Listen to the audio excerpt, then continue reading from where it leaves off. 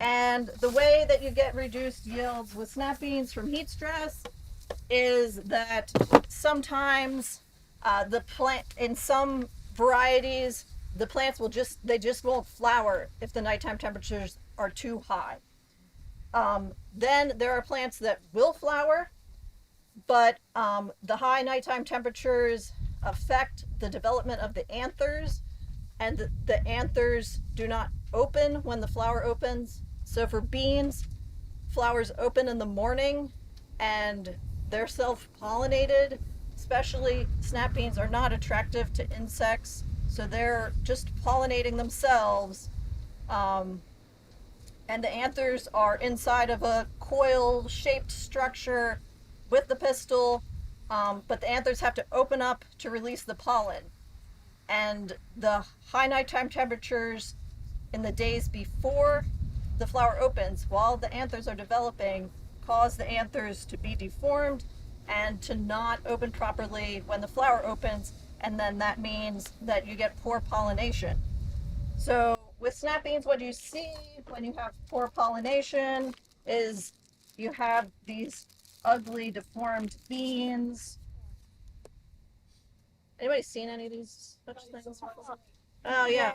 Okay, so they're like have like one seed in them, and that's because only one grain of pollen managed to like germinate and get to where it needed to be. So you get these ones that are all crooked and ugly and look like this. Okay, this those are not marketable if you're trying to sell snap beans. So an important part of evaluating snap beans for heat tolerance is the grading process. So, by the way, my snap bean trial was right there. It was planted June 2nd. We harvested starting July 21st through July 28th. They left it there, and I pulled some plants out of it, but it was really unsightly. The Palmer amaranth was taller than me, so I got rid of it before you came. Had to clean up. Um, so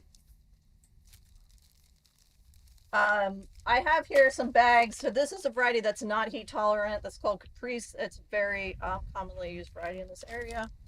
And there are three grade categories that I use that are based on the USDA grades. So one is call. Those are the ones that are not marketable. I just showed you some of those. Then there's number ones, and those are beans that are marketable, relatively straight and filled out, have multiple seeds in them, but they have like maybe a weird bend here or there or a missing seed that makes them a little lumpy. Okay, and then there's fancy, and that's the ones that are perfect. So in a variety like Caprice, these are ones I picked off of two plants today. So most of the beans are in the full category, not marketable, and then you got a few fancies and a few number ones.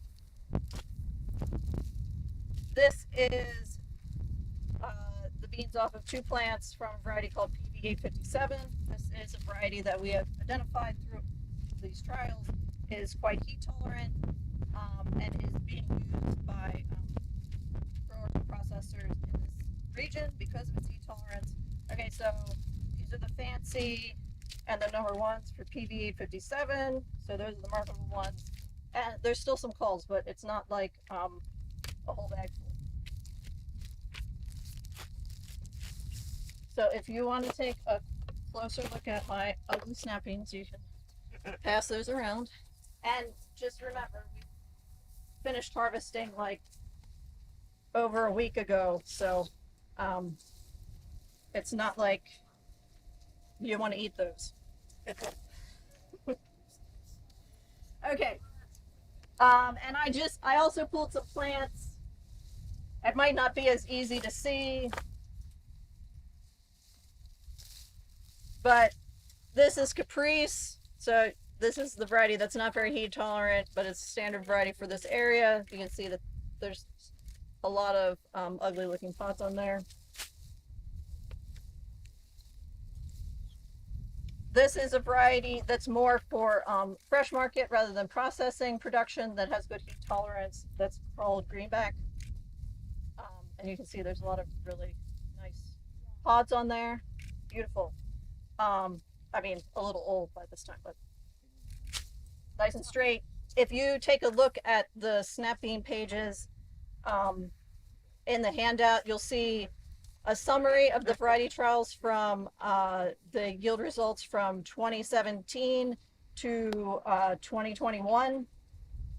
And then on the next page are the preliminary, really quickly analyzed this afternoon yield data from this trial that we just finished harvesting. And you'll see that greenback has an incredibly high percent marketable. Um, so that's a variety that obviously has some heat tolerance. And this is PV857, the other heat tolerant variety that I mentioned. You can see that, I mean, it's making dry pods now, so definitely long past its picking date. But you can see most of them are nice and straight, not all wiggly and curly. Some other varieties that were not very heat tolerant in the trial. I gave away all my handouts and I don't remember which one of these is which. Oops.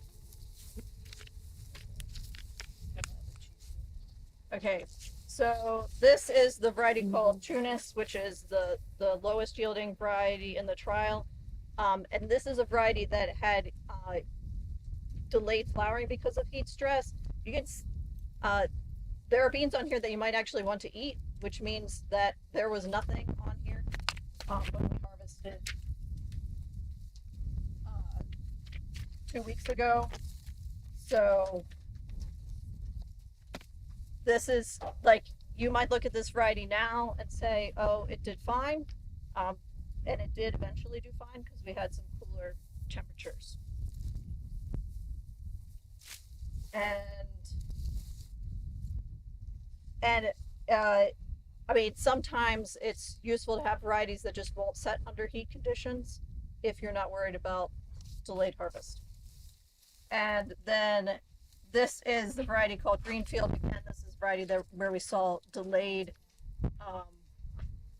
pod set, no flowering under heat stress conditions. And there's a lot of really nice beans on here, but they set well after they should.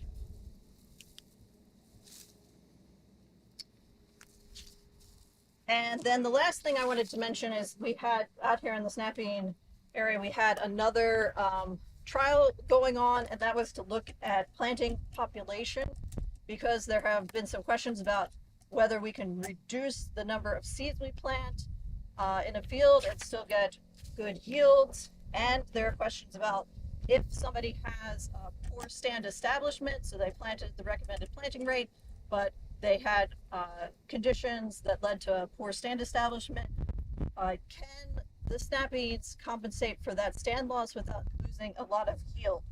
Okay, the answer to that question based on the results in this trial, which were very clear, is no, they don't compensate for stand loss very well. The recommended planting density for snap beans in our vegetable recommendations is 10 seeds per foot, which seems awfully like an awful lot of seeds. We plant for lima beans 4 seeds per foot. So, and lima beans can compensate very well for stand loss, but snap beans, there were statistically significant differences in yield between the 3 treatments. We looked at 3 different varieties. All of them had the same response. So 10 seeds per foot, we got 10,000 pounds per acre, thereabouts. 7 seeds per foot, we got 7,000 pounds per acre. 4 seeds per foot, we got 4,000 pounds per acre. So I don't think I've ever had yield results that were so clear cut in a study before. But we're going to repeat that, and this is something that we're going to continue to look at because we often get calls about dealing with stand loss decisions. Should people replant? And also the question of whether it could be economical to reduce your seed costs by planting fewer seeds per acre. Preliminarily, maybe not. Any questions about snap beans?